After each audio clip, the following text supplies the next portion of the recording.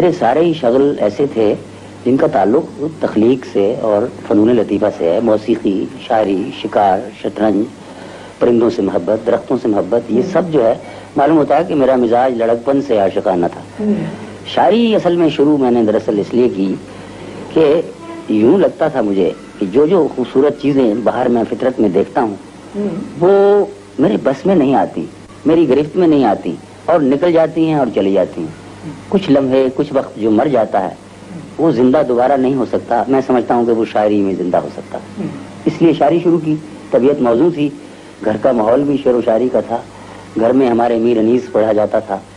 نانا میرے موسیقی کا شوق رکھتے تھے اور میر نذیر حسین ناشاد، میر نرنگ، یہ ہمارے شہر میں بھی اچھی فضا تھی. کتابیں گھر میں بچپن میں ہم نے شیخ سعدی پڑھا، فردوسی پڑھا، یہ سب چیزیں پڑھائی جاتی تھیں ہمیں بچپن میں. قرآن حکیم، پورا آہنگ، پورا لہن جو تھا وہ ایک شعر کی طرف تھا. پھر ایک اور بات ہے جو سب سے مجھے اہم نظر آتی ہے. جب میں نے پہلا شعر کہا مجھے یاد نہیں، مگر یوں لگتا ہے یہ شعر تھا میرا پہلا شاعر کہ قبول ہے جنہیں غم بھی تیری خوشی کے لیے، وہ جی رہے ہیں حقیقت میں زندگی کے لیے. تو مجھے یوں لگا، اتنی خوشی ہوئی کہ شاید اس سے پہلے مجھے کبھی کسی چیز کی خوشی نہیں ہوئی. اگر مجھے شعر کے علاوہ اتنی خوشی کسی اور کام میں ہوتی تو میں شاعری نہ کرتا. مجھے یاد پڑتا ہے کہ کچھ پنواری تھے شہر میں، کچھ ٹانگے والے تھے، ان سے تمہارا بڑا یارانہ اور ہمدردی کا تعلق تھا. ان کا تم ذکر نہیں کرے صاحب. تعلق تو اب بھی میرا ان سے ہے. ابھی پرسوں مجھے اسپتال میں ٹیکسی والوں کا ایک وفد ملنے آیا. کہنے لگا صاحب اخبار میں پڑھا ہے آپ کو طبی امداد کی کچھ کمی ہے، کچھ دقت ہے، تو یہ لیجئے ہم کچھ اکٹھا کر کے لائیں. میں نے کہا نہیں.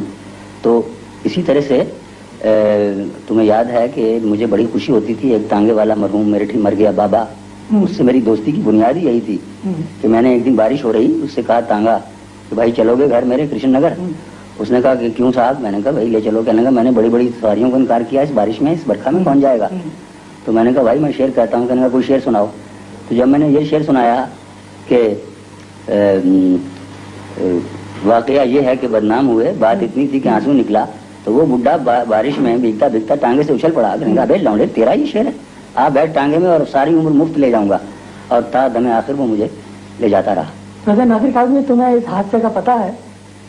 پتہ نہیں کہ وہ جو ٹانگے والے جن کے ساتھ تمہارا یارانہ تھا اور بعض ٹانگوں میں میں تمہارے ساتھ بیٹھتا رہا ہوں، انہوں نے ٹیکسیاں چلانی شروع کر دی ہیں. پرسوں ہی ایک ٹیکسی میں بیٹھا تھا تو وہ ٹیکسی والے نے مجھے مڑ کر دیکھا، پھر کہا کہ بھائی ناصر صاحب کیسے ہیں؟ پھر میں نے اسے تمہارا حال سنا. وہ جو جالندری تھا، تمہیں یاد ہوگا، تو وہ ٹانگا چھوڑ کے ٹیکسی چلاتا ہے. تو اسی طرح سے ہے. ادیبوں نے بھی تو بہت سے ادیب اب کاروں میں چلتے نظر آتے ہیں. جو پتلے تھے موٹے ہو گئے ہیں. تو بعض ادیب ہوٹل میں آنا چھوڑ دیا انہوں نے. اب میرے دیکھتے دیکھتے وہ گھروں میں انہوں نے ڈرائنگ روم بنائے ہیں اور باقاعدہ ان کے پاس ٹی سیٹ بھی ہیں. بھائی ہم تو سڑکوں پہ ہمارا ہوٹل تھا، آپ کو پتا درختوں کی چھاؤں ہماری یہ محفل ہوا کرتی تھی. آؤ گھاس پہ صبا جمائیں، یہ میرا ہی مصرع ہے. آج تو شہر کی روش پر پتوں کا میلہ سا لگا ہے. میں ہوں رات. وہ ساحلوں پہ گانے والے کیا ہوئے، وہ ساحلوں پہ گانے والے کیا ہوئے، وہ کشتیاں چلانے والے کیا ہوئے، وہ صبح آتے آتے رہ گئی کہاں، جو قافلے تھے آنے والے کیا ہوئے. میں ان کی راہ دیکھتا ہوں رات بھر، وہ روشنی دکھانے والے کیا ہوئے، وہ دل میں کھبنے والی آنکھیں کیا ہوئیں، وہ ہونٹ مسکرانے والے کیا ہوئے. عمارتیں تو جل کے راکھ ہو گئیں، عمارتیں بنانے والے کیا ہوئے. اکیلے گھر سے پوچھتی ہے بے کسی، اکیلے گھر سے پوچھتی ہے بے کسی، تیرا دیا جلانے والے کیا ہوئے. یہ آپ ہم تو بوجھ ہیں زمین کا، یہ آپ ہم تو بوجھ ہیں زمین کا، زمین کا بوجھ اٹھانے والے کیا ہوئے. یہ آپ ہم تو بوجھ ہیں زمین کا، زمین کا بوجھ اٹھانے والے کیا ہوئے.